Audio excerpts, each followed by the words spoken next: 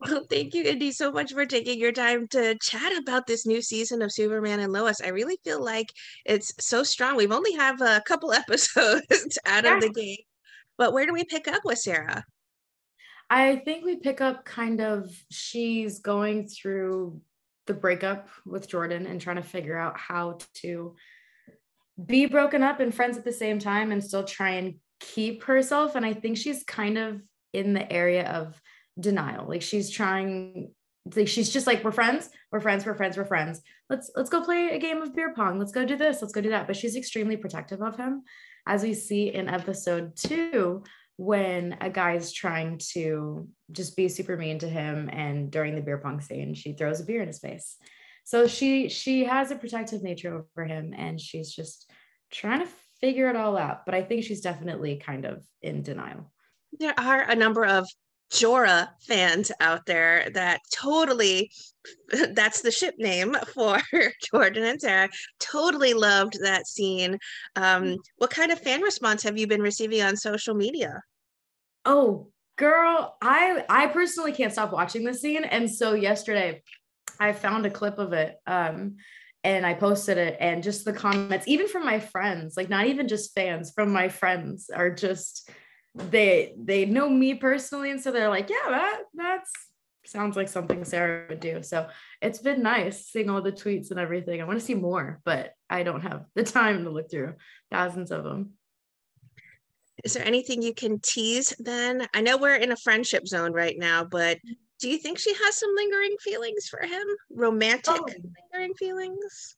well, I mean, in episode 2, she talks about how she's Jordan's the first guy she's ever loved. So I think whenever it comes to your first love, there will never be a moment in your life where you don't think of that person or think of how they're doing or what's going on in their lives. Or if they're still in your life, have that moment of like, and then you have to move on. So I think that for them, and specifically for her right now, where we're at in the season, she's trying to figure out everything that's going on in her personal life. But I do feel like there's a lot of feelings there, whatever they may be.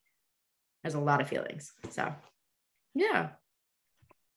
Going into this new season, were you hoping or maybe excited to share some scenes with someone or someone's in particular?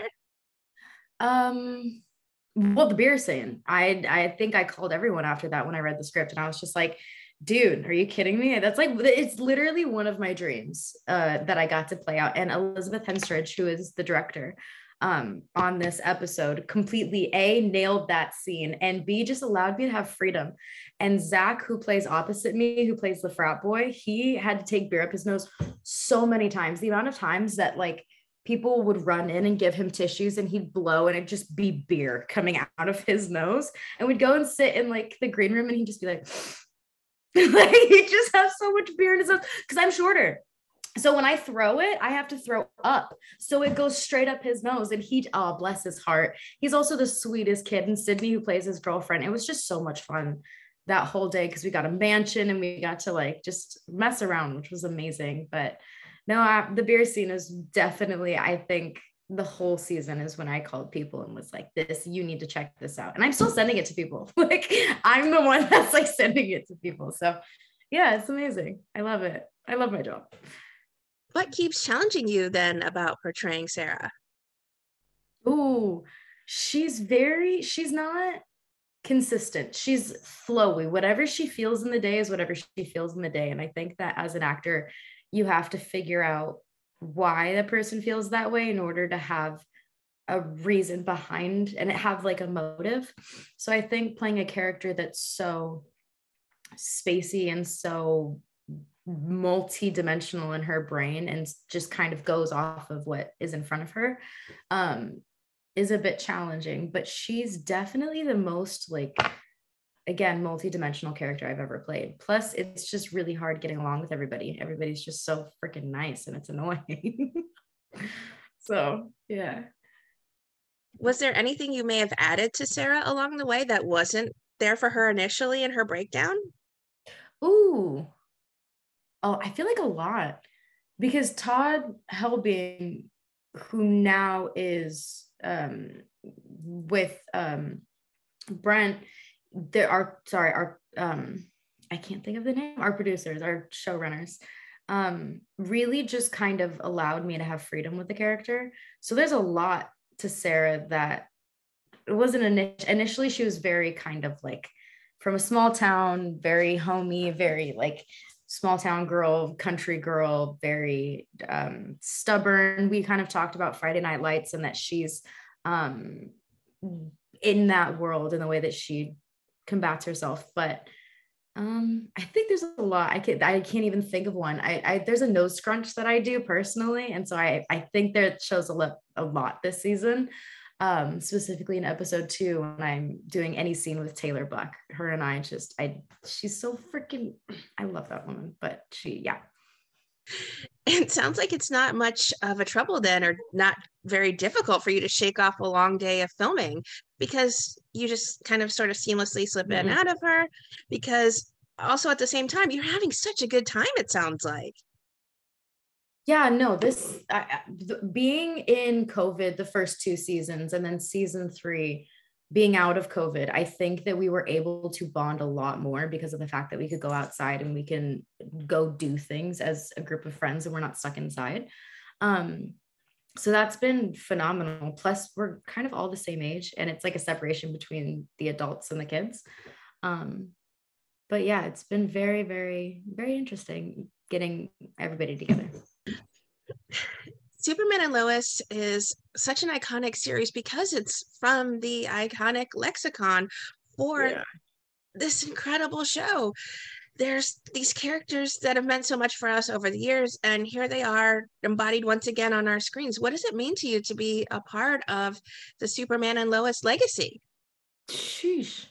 I definitely didn't take the weight of it at the very beginning because I wasn't familiar with Superman lore or anything having to do with that universe, because my character wasn't a part of that universe. So there wasn't anything for me to do research on or to play off of, or another actor to look up to whenever it came to play my character. So I think that I didn't have a full understanding of what it was at the very beginning, but it's been really beautiful because I've said this before and I will say this again. It's the fans that make it click in my brain, because being at movie premieres, being anywhere where the fans are, there was someone where I went to the Black Phone premiere, and there's a video online, I think on YouTube, of me walking up and them recognizing me and talking with the fans. And a guy had a full calf tattoo of Superman, like not Superman and Lois, but of Superman.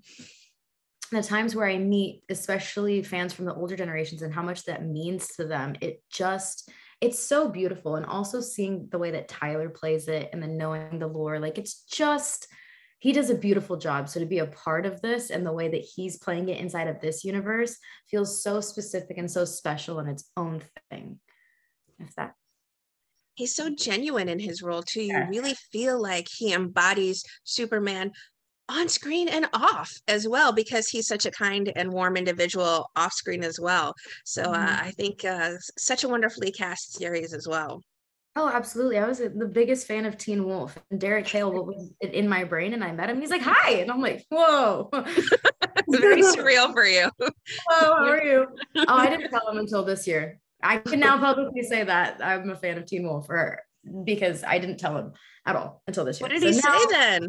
What was his? The movie came out, and so I was like, "Hey." I still haven't watched it because it was a show with me and my mom that we watched, because I was in middle school when it came out. And so when you're in middle school and you're just like going through so many hormones that you don't know what to do with your life, and your mother's like trying to help, we ended up meeting on Teen Wolf. And so she would watch it and I would watch it. I was going to say she watched it for the older men, but I feel like now that I know all of them personally, it's really weird. Exactly. They're not really older. It's not older, because I'm friends with them now and they're not that old. But as a kid, you're like, damn. Anyways. Yeah. But it's definitely been like beautiful. And his reaction to that was so genuine, so just kind, going back to what we were saying about him being Superman, is so genuine. He has that, like, I don't even know, but he was just really kind about it all. He's like, "Sick, man." And then we went to work and it's never been anything different, which thank God. But yeah. have you been busy working on anything else outside of Superman and Lois, or does this tend to keep you super busy?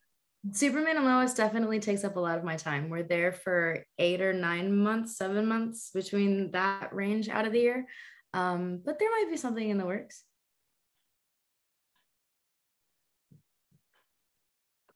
All right. I won't push, but I'm super excited to see what's in store for you. And this is going to be a big year for you. I have a good feeling about that. Yeah. What would you like to say? I think you kind of touched on it already, but what would you like Yeah. to say then to everyone who are fans and supporters of the wonderful work you do on our screens? I would just say that I wish I could experience you guys, that we're not able to do things like Comic-Con. We're not able to meet all of you out there. So for me, I feel like it's there's such a divide because there's this giant thing of not being able to physically see you guys. And not that I want you guys to show up in my house, but I would absolutely love to see you guys and meet you guys and see anything, or just on social media. The comments that I get and the kindness and the tweets, they're funny. My fans have like a really good sense of humor of this show. At least I think they're from my generation. I hope they are, because it seems like it is, but they definitely are. There's some adults that get it, but I love you guys, and I want to meet you guys so bad.